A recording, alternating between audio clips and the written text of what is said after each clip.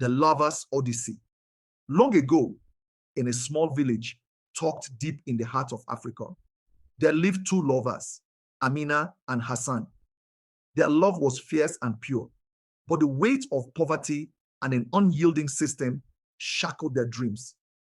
Whispers of a better life across the Mediterranean lured them into a dangerous journey, a gamble between life and death. The desert crossing. The night they left was eerily quiet. Their guide, a shadowy figure known only as Idris, led them into the vast desert. Amina clutched Hassan's hand tightly as the sands swallowed their footsteps. By day, the sun was merciless, scalding their skin and parching their throats. At night, the desert turned into an icy tomb.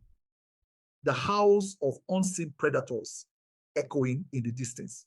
On the third day, their convoy stumbled upon a grim reminder of the desert's ruthlessness. A skeleton, half buried in the sand, a tattered passport clinging to the bones. Fear crept into Amina's heart, but Hassan squeezed her hand and whispered, "For our future." But the journey's horrors intensified. A water shortage forced Idris to ration their supplies, leaving some travelers to collapse and be abandoned. Amina wept as she saw a mother plead for her child's life, only to be silenced by the desert's cruel indifference.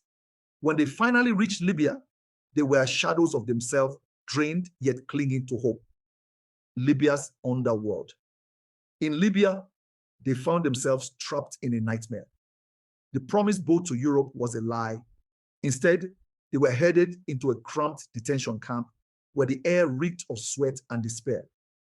Gun-toting guards barked orders and escape seemed impossible.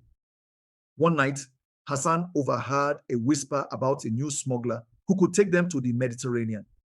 Desperation outweighed caution. They pooled their meager savings and joined a new group, crammed into the hold of a fishing boat designed for half their number. The Mediterranean's wrath. The sea was calm at first, its gentle waves almost lulling them into a false sense of safety. But as night fell, the Mediterranean revealed its fury.